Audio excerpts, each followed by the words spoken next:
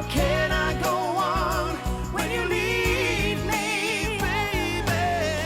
Falling in love goes straight to your heart and your soul, losing control. Guten Abend, Eva. Mein Name ist Jasmina. Dann zeig mal, was du drauf hast. Jasmina. Es war ein Fehler. Was? Letzte Nacht.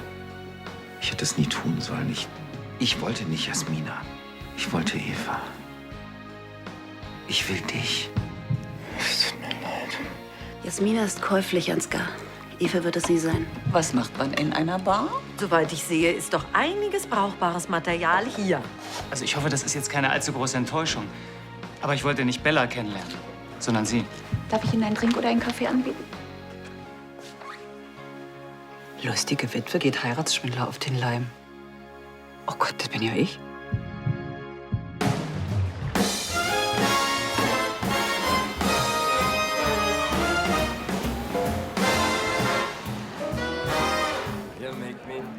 Ein Heiratsschwindler. Aber das kann doch gar nicht sein.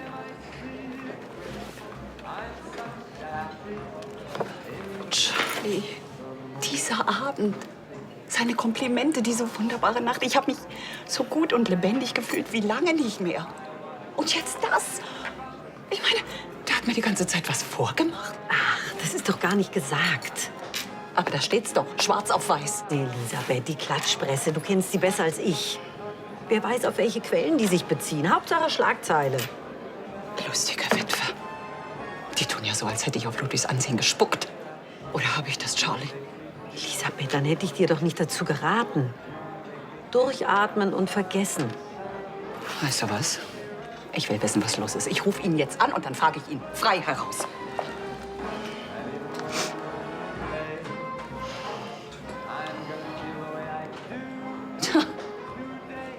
Teilnehmer nicht erreichbar.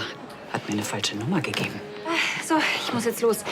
Du, Elisabeth, sorry wegen eben. Also, es geht mich natürlich überhaupt nichts an, mit wem du dich wie vergnügst. Ich wollte dir nur sagen, dass ich super finde, dass du nach Ludwig wieder Spaß hast. Und das ist auch dein gutes Recht. Also, fight for your rights. Ja. Danke, Ach, und noch ein Tipp.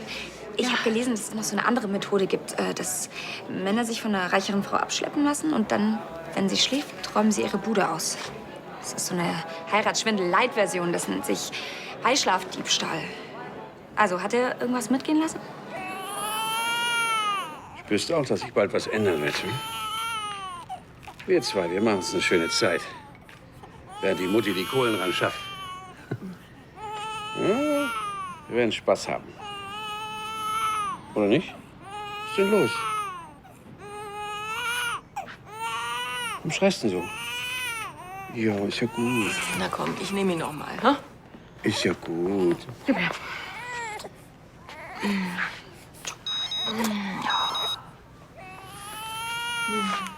Ah, und Dana, sie kommt nachher mit Kim vorbei. Das ist doch prima. Dann können die beiden sich ein bisschen um Tommy kümmern, während wir zwei uns noch mal hinlegen. Ja? Oder du legst dich jetzt noch mal hin und machst dir dann einen schönen Tag mit deinen Töchtern. Während Tommy und ich schon mal den Ernstfall proben. Hm? Na, komm her.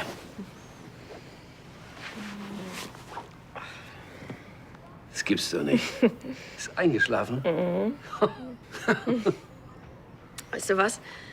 Wir zwei dösen noch eine Runde hier und du kannst dich dann in aller Ruhe duschen. Oder so. Na dann.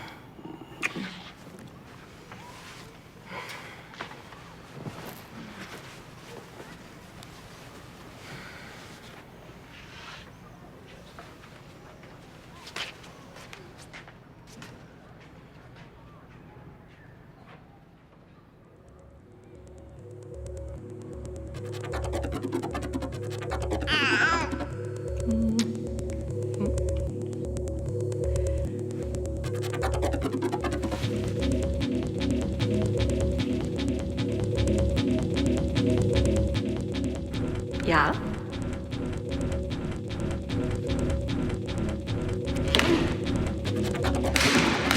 Tommy, bleib hier.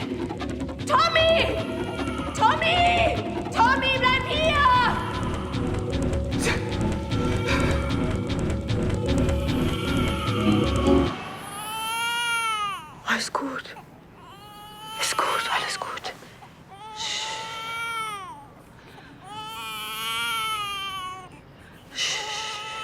Alles gut.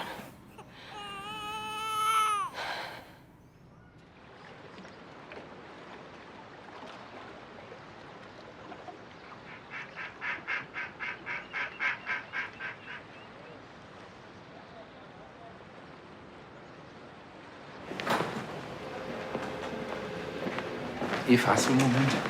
Es tut mir leid, Graf Lahnstein, ich habe zu tun. Eva, du weichst mir seit Tagen aus. Bitte, ich will nur kurz mit dir Wie sprechen. gesagt, ich habe zu tun. Gib mir doch wenigstens die Chance, mich zu entschuldigen. Eine Minute.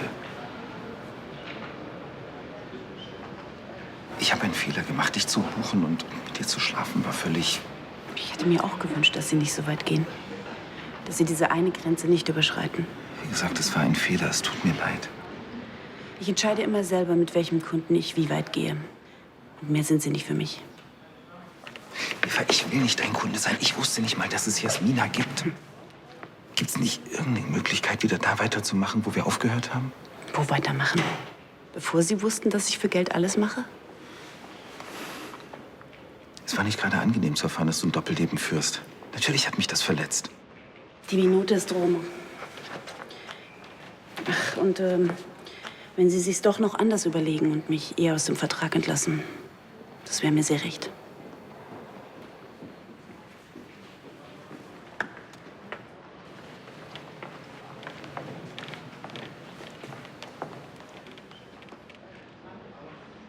Eine Unterredung beim Lunch. Worum geht's denn? Gut, dann sehen wir uns um No Limits, Herr Berg.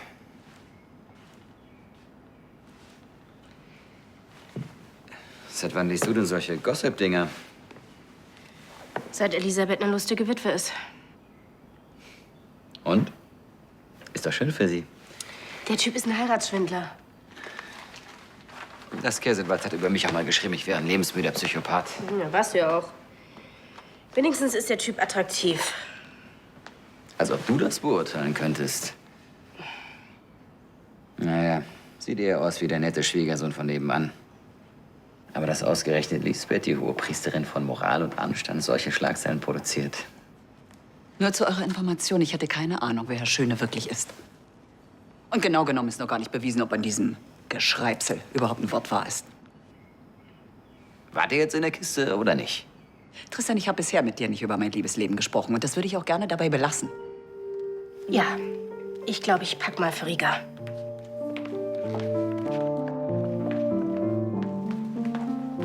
Hey, ich bin ein Gönner.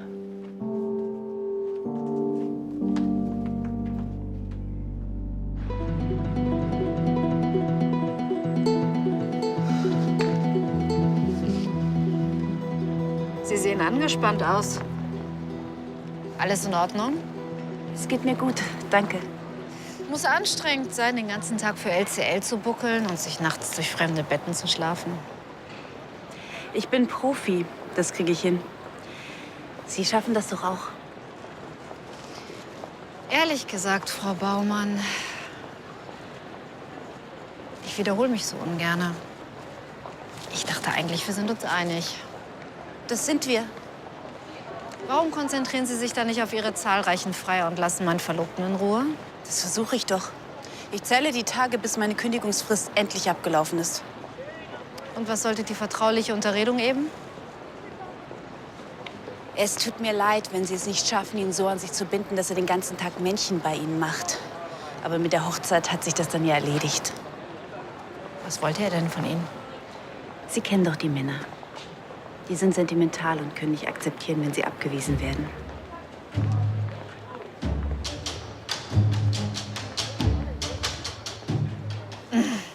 Was ist mit dieser Familie los? Der eine verknallt sich in eine Nutte und die andere in einen Heiratsschwindler. Oh Gott, die spinnen nur alle. Nein, nein, Charlie, es ist nichts weggekommen. Kreditkarten sind da und die Wertsachen auch. Na siehst du? Dann ist doch alles in Ordnung. Charlie, ich bin weit entfernt von alles in Ordnung. Ja gut, ich bin nicht ausgeraubt worden, aber die ganze Familie zerreißt sich das Maul über diese Schlagzeilen. Und wer weiß, was das noch für Wellen schlägt. Elisabeth, wichtig ist, dass es nicht stimmt. Und so sieht es doch aus. Ja, Charlie, ich rufe dich später noch mal an. Ja? Tschüss. Ich wollte mich nur noch mal verabschieden, bevor ich nach Riga fliege. Ja. Und außerdem, ja, ich wollte mich auch noch für unser Benehmen vorhin entschuldigen. Wir waren nur so überrascht, so eine Schlagzeile über dich zu hören. Tut mir wirklich leid. Ist schon gut. Ja, dann gute Reise. Elisabeth, was willst du denn jetzt machen? Ich meine, willst du einen Anwalt einschalten? Das weiß ich noch nicht. Ja, aber wenn der Typ dich wirklich ausnehmen wollte, dann musst du dich wehren. Oder hast du dich verknallt? Ach, Rebecca, ich bin ja kein Backfisch mehr, der so ein bisschen Nähe mit Liebe verwechselt. Rebecca, ich hoffe, du nimmst mir das nicht übel, dass ich... Was? Naja, dass ich so kurz nach dem Tod deines Vaters, dass ich mich da auf einen anderen Mann eingelassen habe. Ich würde mich für dich freuen. Ich hoffe nur, dass das ernst meint. Also glaub mir, der hat auf mich überhaupt nicht den Eindruck gemacht, als wäre er hinter meinem Geld her. Und naja, wir werden uns ja auch sowieso nicht wiedersehen. Da kann er ja gar kein Kapital aus der Sache schlagen. Naja, höchstens dieses Schmierblatt zahlt für den Artikel und für die Fotos. Ich meine, die zahlen nicht schlecht und über dich war schon lange nichts mehr zu lesen. Oh Gott, natürlich. Also jetzt versteh mich nicht falsch. Ich hoffe natürlich nicht, dass das so ist. Nein, das ist es. Das ist die Erklärung. Er hat sich immer weiter von mir entfernt und ich konnte nichts tun. Du hattest einen Albtraum.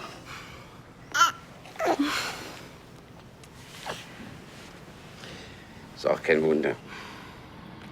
Wir sind total durch. Wir schlafen viel zu wenig.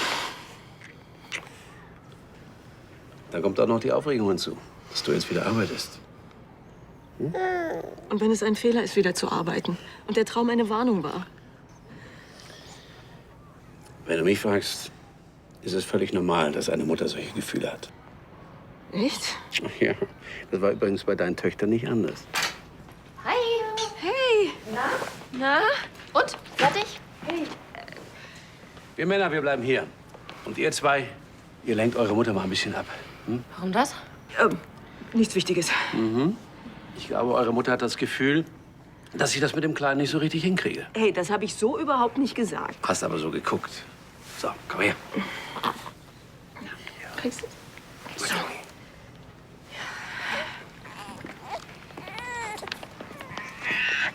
Also vielleicht verschieben wir das Treffen einfach doch noch mal ein bisschen. Kommt überhaupt nicht in Frage. Maxi hat eben auch so ein Theater gemacht, als ich ihn bei Ricardo gelassen habe. Und 5 Minuten später, als ich anrief, war alles wieder super. Gut, dann können wir ja, oder?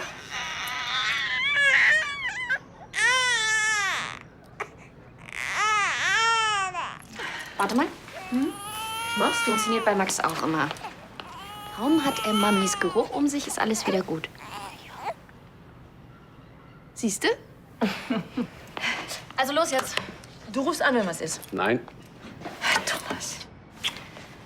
Warte, meinen Schal noch. Tschüss, tschüss. Tschüss. Tschüss. Das gibt's ja nicht. Ja. So much more than nothing. Yeah. All you need is a one. An open smile to win you over. One single step will bring you closer. Yeah. All it takes is a one. And when you're running for cover and you feel the sky falling down upon you, and when it feels like Hast du dich verletzt? Soll ich einen Arzt anrufen? Geht schon. Geht schon. Es gibt einfach nur so Tage, die möchte man am liebsten vergessen. Ja, von denen hatte ich auch schon. Hey.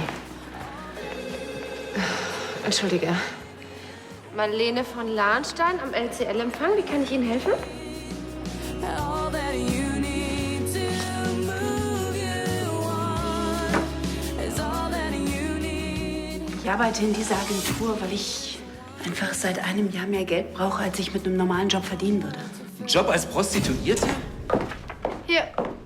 Das ist die Gästeliste für unsere Hochzeit. Guck mal rüber, ob ich irgendwen vergessen habe. Nicht jetzt, Tanja. In 3 Wochen ist die Hochzeit. Das wäre schon schön, wenn du dir kurz Zeit nimmst.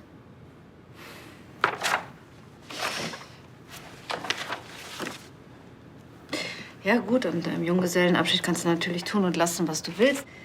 Obwohl, würde schon ein bisschen stilvoller gehen, hm? Kannst du nicht einfach die Klappe halten, Tanja, und verschwinden?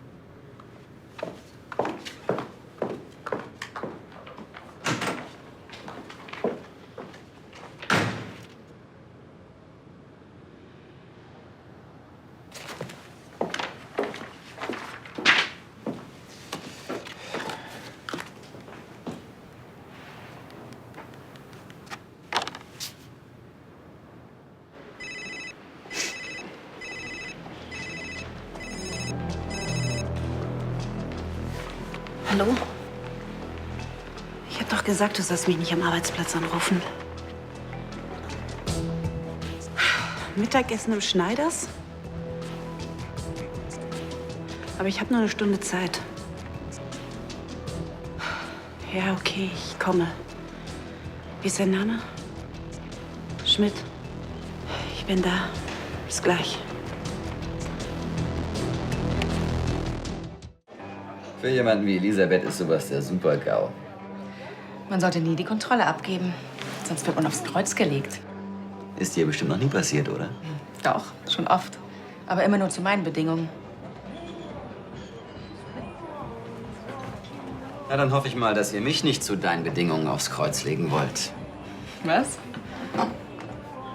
Dein Vater, deswegen bist du doch hier.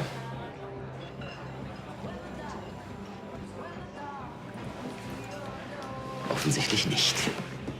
Frau Harstein, schön, dass Sie es einrichten konnten. Nehmen Sie Platz, bitte.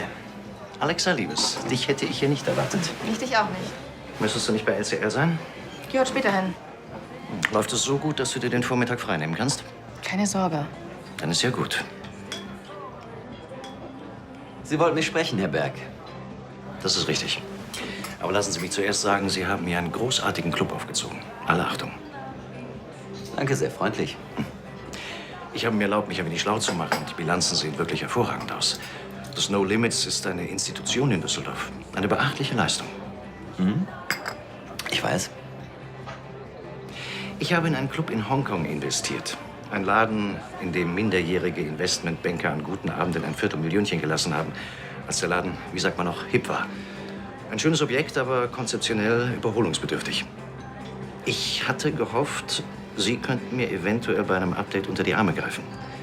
Ich brauche jemanden, der das Projekt vor Ort begleitet, federführend managt und ihm zu altem Glanz verhilft. Was halten Sie davon? Sie wollen, dass ich nach Hongkong gehe?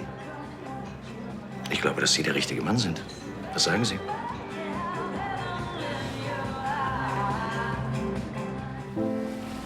Oh, believe how they shimmer.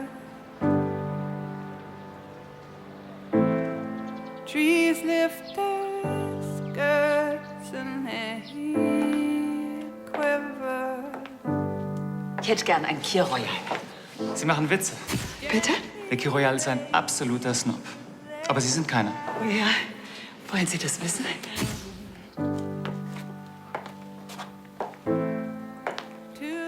Also ich hoffe, das ist jetzt keine allzu große Enttäuschung. Aber ich wollte nicht Bella kennenlernen, sondern Sie. Darf ich Ihnen einen Drink oder einen Kaffee anbieten? Sehr gerne. Trinken Sie Whisky? Die Männer der Familie, die trinken hier alle Whisky. Ich kenne mich damit allerdings nicht aus. Ich mache mir nichts aus Whisky. Believing our reason will do.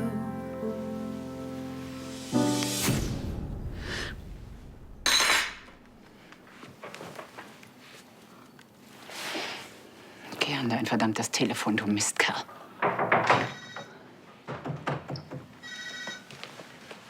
Gräfin, Besuch für Sie. Hallo, Elisabeth. Ich werde dafür sorgen, dass Sie und Ihr Besuch nicht weiter gestört werden.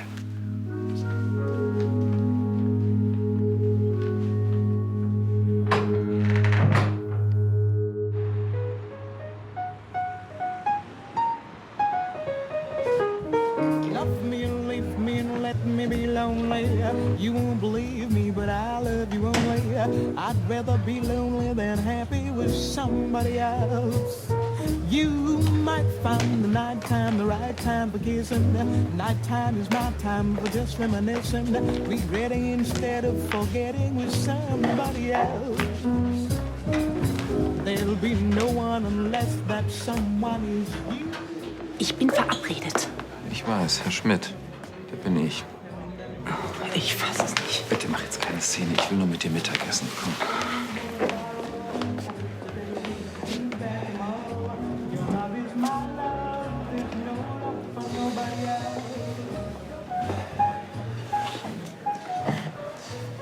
Ja, tut mir leid. Ich hätte dich vielleicht nicht über deine Agentur buchen sollen, aber da du nicht mit mir reden willst, was sollte ich machen? Bitte schön. Danke. Vielen Dank. Ja, worauf hast du Lust? Können Sie mich nicht einfach in Ruhe lassen? Nein, das kann ich nicht. Bitte, ich will nur reden.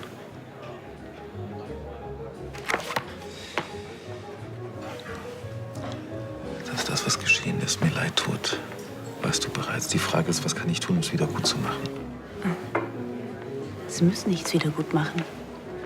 Das ist mein Job. Eva, bitte lass diesen Quatsch. Sie wissen doch, mein Name ist Jasmina.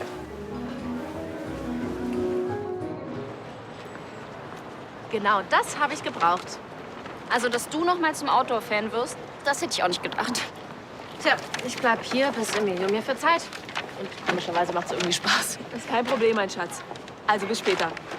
Ja, Marlene schafft es nicht, mit uns Mittag zu essen. Sie hat bei LCL zu viel zu tun. Also, ich finde das richtig gut mit dem Job bei LCL. Ich auch. Arbeit, sie kommt wieder unter Menschen. Es wird ihr gut tun. Und dir wird es auch gut tun. Ja, mal sehen. Nix mal sehen, das wird toll.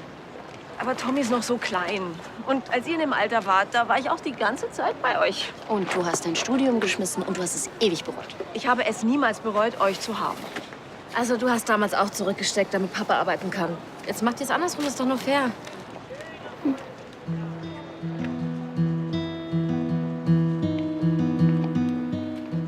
Wie redet er immer noch nicht mit dir? Das kommt noch.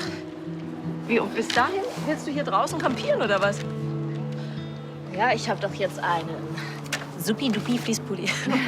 Und der hält dich warm, bis Emilius wieder tut. Ja, das ist der Plan. Ich will jetzt aber nicht mehr über Emilio reden. Es ist unser Tag und ich habe Hunger. Also dann schlage ich jetzt vor, wir fahren zu uns nach Hause und ich koche uns was Schönes. Ja! Nein!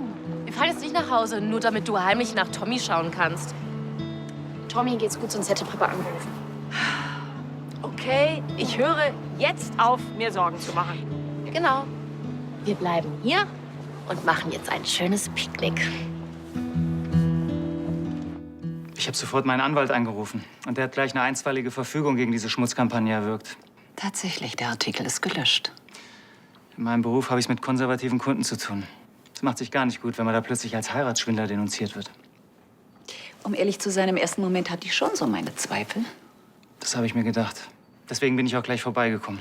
Ich habe versucht, dich anzurufen. Akku. Ja, manchmal ist es ziemlich banal. Ich weiß nicht. Da taucht ein junger, attraktiver Mann auf, aus dem Nichts und flirtet mit mir. Vielleicht, weil du dich hier einmottest? Ja, so kann man das ausdrücken. Ich war lange nicht mehr unter Menschen, seit mein Mann verstorben ist. Ich habe jedenfalls eine leidenschaftliche, wunderschöne Frau kennengelernt. Ich hatte das fast vergessen. Erst heute Morgen ist mir bewusst geworden, wie schön. Umso schlimmer, dass du dann so einen Artikel lesen musstest. Ist wahrscheinlich von so einem Bübchen geschrieben, der Angst vor erfahrenen Frauen hat. Weil die ihm in jeder Hinsicht überlegen sind. Hast du Lust, mit mir heute zum Mittag zu essen? Und die Presse. Soll uns doch fotografieren, wer will. Das ist natürlich sehr kurzfristig, aber... Ich suche schon eine Weile nach einem passenden Kandidaten. Ein Apartment steht selbstverständlich auch zur Verfügung, unweit des Clubs in Lang Kwai Fong. Das ist eine nette Gegend. Sie kennen sich in Hongkong aus? Naja, sagen wir mal so, ich war mal einer von diesen minderjährigen Investmentbankern, die eine Viertelmillion in solchen Läden gelassen haben. Aber leider lässt mein Kantonesisch doch zu wünschen übrig. Na und? Ich habe dort einen sehr guten Dolmetscher, der sich nebenbei bestens im Hongkonger Nachtleben auskennt. Solche Dolmetscher sind Gold wert. Also könnten Sie sich vorstellen, 3 Monate da unten zu verbringen? Kann ich das mal kurz sprechen? Ich bin in einer Besprechung. Bitte.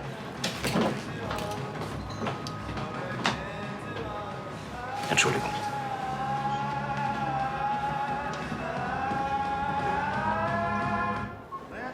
Wenn du dich hier unwohl fühlst, wir können auch woanders hingehen. Wie Sie wünschen. Möchten Sie noch ins Hotel?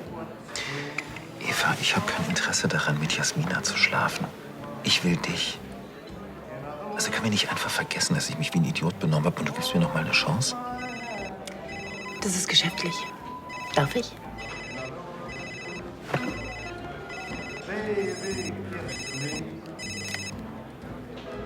Ja. 20 Uhr? Das passt. Ah, Dienstag geht auch. Ja, du kannst gern beide Termine zusagen. Bis dann. Tschüss. Sag die Termine ab. Warum? Tu's einfach.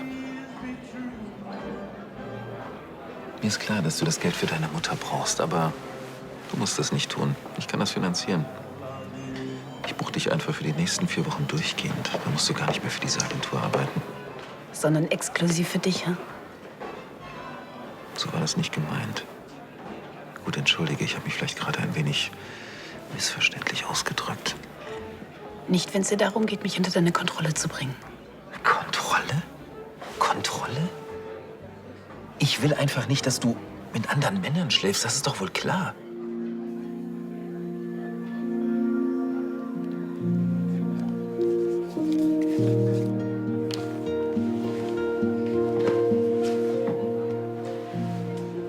Vielen Dank für Ihr Angebot. Aber ich bin wirklich vollauf zufrieden mit meiner Agentur. Da bestimme nämlich ich die Regeln.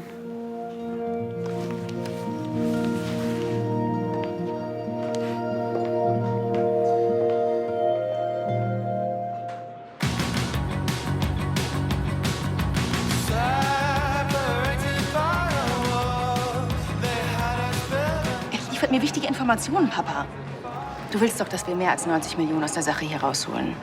Dann lass mich einfach mal machen und fang an, mir zu vertrauen. Das würde ich gerne. Aber wie soll ich dir vertrauen, wenn du mir versprichst, dich von ihm fernzuhalten? Und das Nächste, was ich sehe, ist, dass du ihm hinterherläufst, statt dich um deine Mission zu kümmern.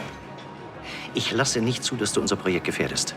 Nur weil du nicht verstehen willst, dass man Sex und Arbeit voneinander trennt. Hör auf, mich zu behandeln wie ein Kind. Dann benimm dich nicht wie eins.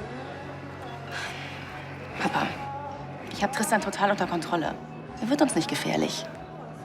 Ja, wenn es so ist, dann ist es ja auch egal, ob er in Hongkong ist oder nicht. Nein, ich hole Informationen aus ihm raus.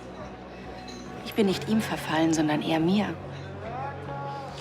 Sehen wir es als einen kleinen Test deiner Menschenkenntnis. Wenn Tristan dir wirklich so verfallen ist, wird er kaum nach Hongkong gehen. Nicht wahr? Hey! Sag mal, warum steht denn dieser Werkzeugkasten hier mitten im Flur? Leise bitte.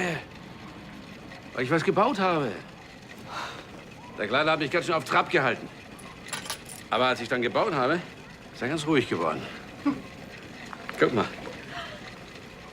Und als ich die Rüttelplatte angestellt habe, ist er sofort eingeschlafen. Ich glaube, aus ihm wird auch mal ein richtig guter Handwerker. Also ich habe gewusst, dass du das richtig gut hinbekommen wirst. Ja, wusstest du nicht. Aber ist ja egal. Ich hab's dir bewiesen. Entschuldige bitte. Alles gut. Erzähl lieber, wie war's mit deinen Töchtern? Die haben mir den Kopf gewaschen. Sehr gut. Mhm. Und mich daran erinnert, dass Kinder viel robuster sind, als man denkt. Ja, und sieh dir unsere Mädchen an. Sie alle waren mal so klein wie Tommy. Und jetzt sind es 3 starke, selbstbewusste junge Frauen, die alle ihren Weg gehen. Jeder auf ihre Weise. Und ich bin auf alle 3 gleich stolz. Ja, die haben wir richtig gut hingekriegt. Ja, sie haben mich total ermutigt. Und jetzt freue ich mich richtig darauf, morgen wieder arbeiten zu gehen. Ja. Ich glaube, wir kriegen das gut hin. Sehr gut. Sag mal, nicht einschlafen. Dann schlafe ich gleich mit ein. Das wäre doch in Ordnung. Sag mal, wo du jetzt schon im Handwerkermodus bist, ha? Wann baust du mir eigentlich das Bett, was du mir seit 2 Jahren versprochen hast? Du wirst lachen. Alles schon eine Planung. Glaubst du mir nicht? Nee. Na, pass mal auf. Was?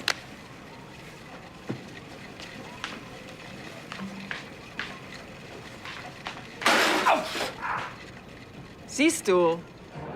Ihr wisst ja, früher hat man immer gesagt, in den Nachrichten von heute wird der Fisch von morgen verpackt. Und ihr seht, es ist noch schnelllebiger geworden. Aber eine prompte Gegendarstellung, unglaublich, was? Ja, darauf sollten wir anstoßen. Ja. Es freut mich, dass von dieser dreisten Zeitungsente nichts hängen geblieben ist. Ja, mich auch. Das hätten wir aus der Welt geschafft. Gut. Ja, ihr entschuldigt mich. Ja. Ach Mensch, schade, ich muss los. Mein Zug geht in einer halben Stunde. Ist alles in Ordnung? Alles wunderbar. In ein paar Wochen bin ich wieder in Düsseldorf. Ich würde dich sehr gern wiedersehen. Ben, das war eine sehr schöne Begegnung, die ich nicht missen möchte.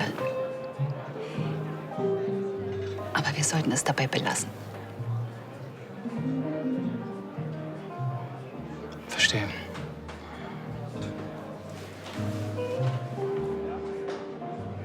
Na dann, Ja, gute Reise. danke. Alles Gute. Danke. Wiederschauen. Tschüss.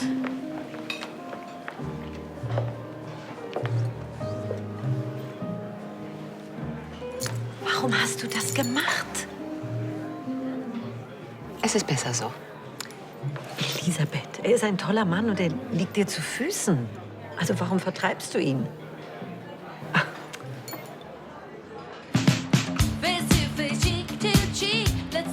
Gut, das Gehalt hätten wir geklärt. Wie steht es denn mit der Gewinnbeteiligung? Ich habe per se nichts dagegen, das fördert die Motivation. Sehe ich genauso. 20% würden mich sehr motivieren. 20% sind absurd, ich dachte an 5%. Ich dachte, Sie wollten einen Profi engagieren. 10%. Ist die Hälfte von dem, was ich will, aber wir nähern uns an. Diese Basar-Mentalität, haben Sie das als Investmentbanker gelernt? Sie wollen doch etwas von mir oder etwa nicht? Bei 20% Gewinnbeteiligung würde sich meine Investition nicht amortisieren. Nicht, wenn der Laden gut läuft. Und wenn nicht?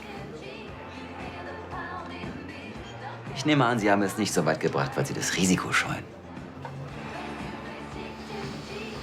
Also gut, was soll's. Ich glaube daran, dass Sie der Richtige sind und das Projekt liegt mir am Herzen. Ja, das glaube ich Ihnen gerne. Dann sind wir uns einig? Ich muss noch ein paar Termine abklären, aber grundsätzlich sind wir uns einig. Genauso habe ich mir das vorgestellt. Ich melde mich. Alexa?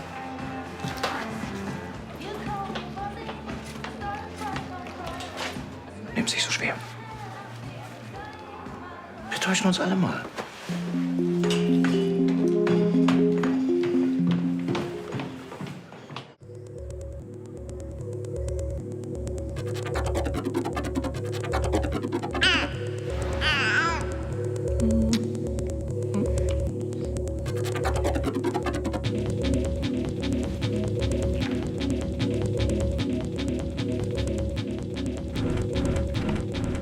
Tommy, bleib hier. Tommy! Tommy! Tommy, bleib hier!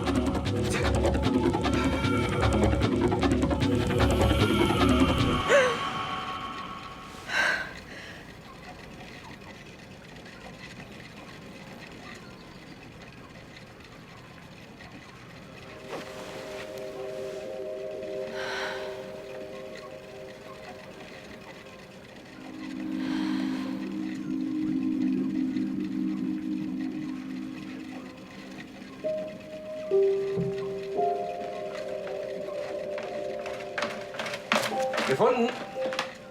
Die waren im Altpapier. Die Pläne. Keine Ahnung, wer die da reingetan hat. Was ist mit dir? Nichts, ich bin einfach kurz weggedöst. Was hast du denn da? Die Pläne. Für mein kommendes Meisterstück. Unser neues Ehebett. Tata. Ja, dann zeig doch mal her dein Meisterwerk.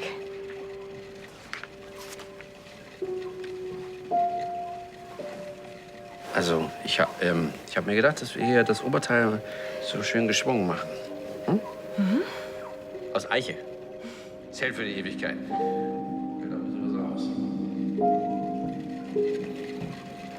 Ich habe die Nase voll von dieser Scharade mit deiner kleinen Nutte. Es gefällt mir nicht, dass ich sie hier ständig sehen muss. Und es gefällt mir nicht, dass du um sie herumschwänzelst wie so ein sabbernder Köter. Also, morgen geht's ab nach Vegas. Ab vor so einen Priester oder wer auch immer in dieser Hochzeitsbude da die Papiere ausfüllt. Und keine Sorge, Vegas ist voll von Frauen wie Eva. Du kannst dir für die Hochzeitsnacht eine aussuchen. Geht auf meine Rechnung.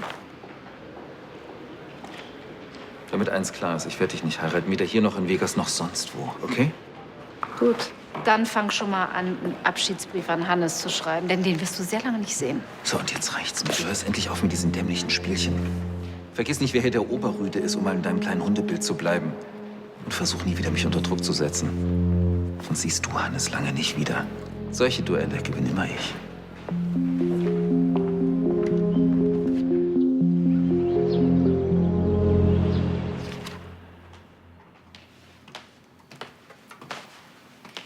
Und? Hast du schon gepackt? Wieso? Wärst du etwa traurig? Ich dachte nur, ich könnte ja deine Suite haben, wenn du 3 Monate nicht da bist. Ja, da muss ich dich leider enttäuschen. Ich habe nicht vor, nach Hongkong zu gehen. Aber du hast meinem Vater quasi zugesagt. Wir waren uns einig darüber, dass er mir ein nettes Angebot gemacht hat. Und ich habe ihm gesagt, dass ich meine Termine checke. Und bedauerlicherweise halten mich dringende Geschäfte in Düsseldorf. Obwohl ich sagen muss, dass ich mich sehr geschmeichelt fühle. Er hätte es sich einiges kosten lassen, mich aus deiner Reichweite zu entfernen.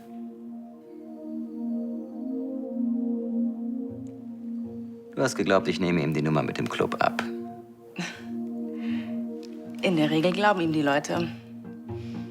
Kann sehr überzeugend sein. Er ist nicht der erste Vater, der versucht, seine kleine Tochter von mir zu beschützen. Aber irgendwie habe ich das Gefühl, dass du ganz gut auf dich selbst aufpassen kannst. Und warum hast du ihm nicht gleich abgesagt? Weil ich sehen wollte, wie weit er geht. Und ich bin überrascht, ich muss dir einiges wert sein.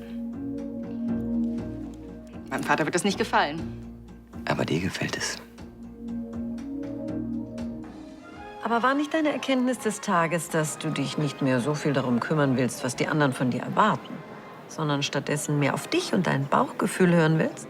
Ja, und mein Bauch sagt mir, dass ich für so viel Trubel nicht geschaffen bin. Ich meine, das war ja hier immer ganz amüsant, aber das jeden Tag? Nein, Gott bewahre. Ich verstehe dich doch. Ich weiß auch, es ist gar nicht so einfach, sich von der Außenwirkung abzukoppeln. Dein Leben ist auch so schon kompliziert genug. Aber glaubst du nicht, dass da auch ein bisschen Angst vor der eigenen Courage dabei ist? Was soll das heißen? Glaubst du, ich habe Angst, wieder jemanden in mein Leben zu lassen? Wenn du mich so fragst, ja. So ein Quatsch.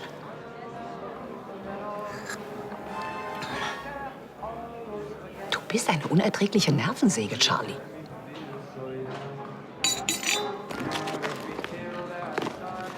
Wo ist das Telefon? Da.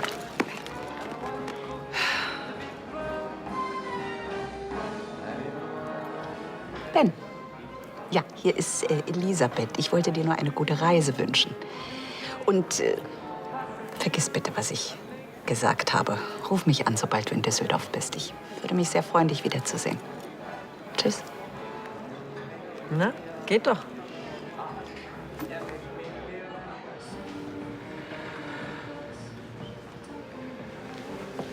Können Sie beide mal 5 Minuten Pause machen? Danke.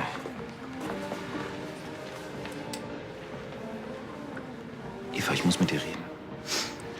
Wie oft denn noch? Was du vorhin gesagt hast. Ich will dich nicht kontrollieren. Ich will dich auch nicht besitzen. Ich ertrage nur einfach den Gedanken nicht, dass ein anderer Mann dich... Wieso? Du hast doch auch kein Problem, dir ab und zu eine Frau zu kaufen, die kommt, wenn du willst. Keine nervigen Gespräche, keine Vorwürfe. Warum gönnst du das anderen nicht? Weil ich...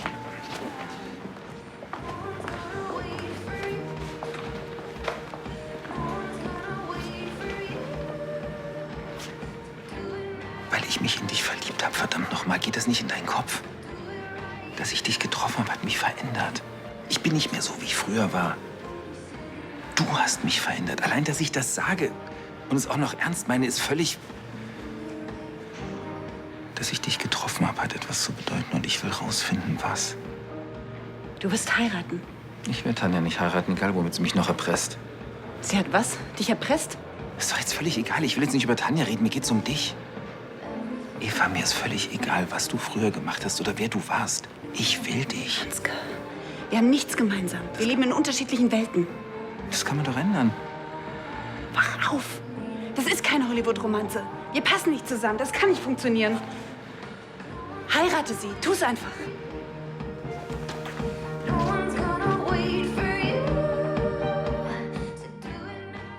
Hast du einen Moment für mich?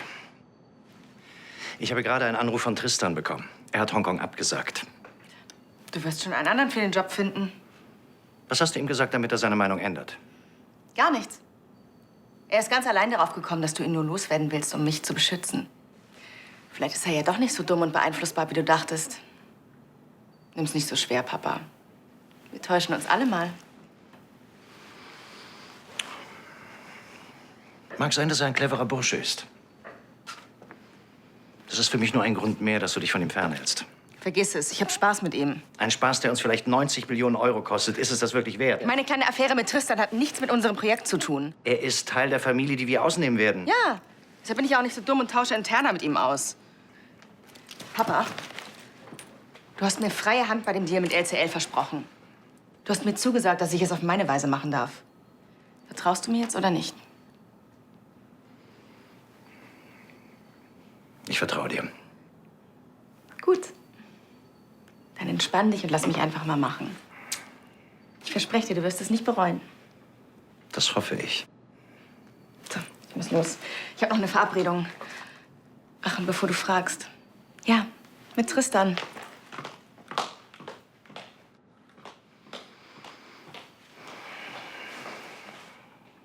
Vergiss, was ich vorhin gesagt habe. Schatz, ich freue mich drauf, dich zu heiraten. Auf einmal? Woher der Sinneswandel? Ist doch scheißegal. Dann geht der Flieger morgen. Jetzt ist es aber eilig. Ja, ist ja auch entschieden. Ob morgen oder in 3 Wochen, Hauptsache wir bringen es hinter uns. Hat das etwa mit deiner kleinen Bibelhilfe zu tun?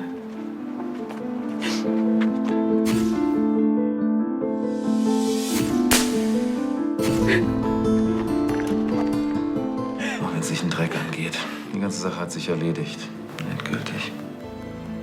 Das freut mich für dich, Ansgar, dass du doch noch zur Vernunft gekommen bist. Sagst du mir jetzt endlich, wann ich morgen am Flughafen sein muss? Ich würde gerne anfangen, mich zu betrinken.